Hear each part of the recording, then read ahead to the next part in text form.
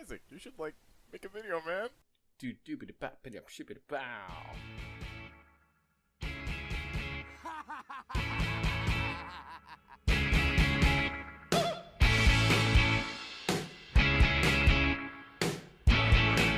This one's in the bag. Hello! So this is something new that I am doing, and the fact that I am commenting and talking about a game that I have played for less than 70 hours. I have played 61 hours, but those 9 hours really make a difference in my personal bias. The game that I'm going to talk about is Darkest Dungeon, of which I have some footage playing in the background. To briefly talk about my time with the game, I originally played it when it first came out of early access, and I only beat a couple of bosses and then quit after that because I just had other things I wanted to play.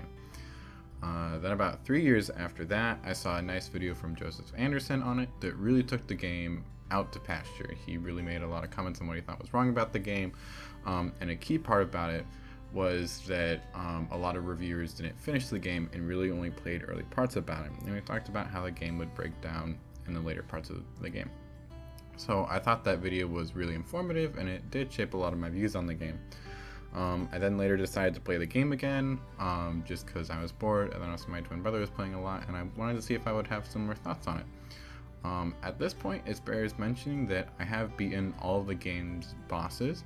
It has about 6 bosses that have 3 different versions of them, and I have also gotten all but 1 class to max level. This has been done via a heavily modded game. If you can see in the footage now, I both crit like a mofo and I was able to bring higher level people into lower dungeons. This has a monumental difference in some ways, but in a lot of other areas it has much less impact than you would actually expect. And this is what makes me ultimately believe that the game is bad at being difficult.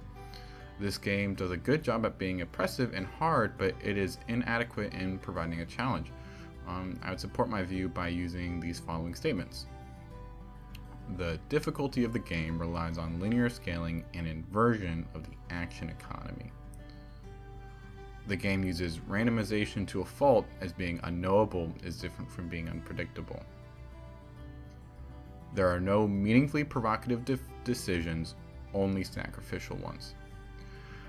These 3 statements summarizes my belief that the game in large part increases its difficulty by taking agency and options away from the player.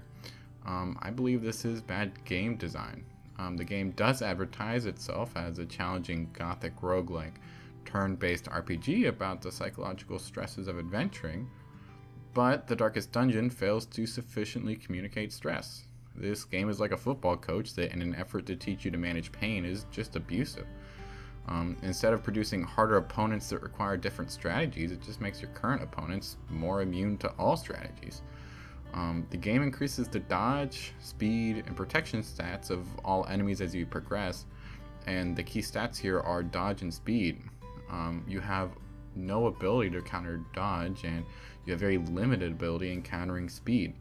This means that later on, bosses and elite enemies are taking 3 turns to your 1, and it is likely that when you do get a turn, you are likely to whiff. As such, even in my heavily modded game, when I started boss hunting, I very quickly lost many heroes. I mean, this is in stark contrast to the gameplay you're watching now. I mean, I'm breezing through this, and even when I do get something, I can recover from it pretty quickly. And ultimately, there are ways to make things challenging but fair, and while there are many games that are openly not fair, and this game is one of them, I think that this game fails to use the lack of fairness to communicate anything effectively. In the early stages of the game, I started using low-level heroes for 1 run only, and then letting them go. After the game had abused them, whether they had a lot of ailments or high stress or anything like that, and the game didn't ask me to feel bad about that or even mention it. What the game does highlight and glorifies are the crits that one-shots my heroes. Level 6 or not, it doesn't really matter. And I think that Joseph Anderson is correct, and that the game heavily overstays its welcome. The game does have some creative and fun mechanics, but instead of doubling down on growing these mechanics, it limits and punishes you. I think the game is very fun until you kill your first 2 to 3 bosses, but at that point you have experienced all the game has had to offer. You have had an experience that does challenge how you enjoy games and made you play one differently, but past that point though, the game is like a bad YouTube channel that just became a content generator. Whether it's trying to be on the nose or not doesn't matter, the soul is already gone.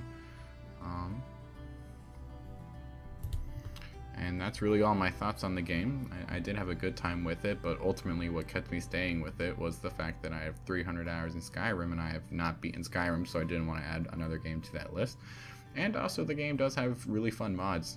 As you can see here, I've got some pretty fun skins on the characters. Those are my thoughts. I hope they were helpful, and have a good one.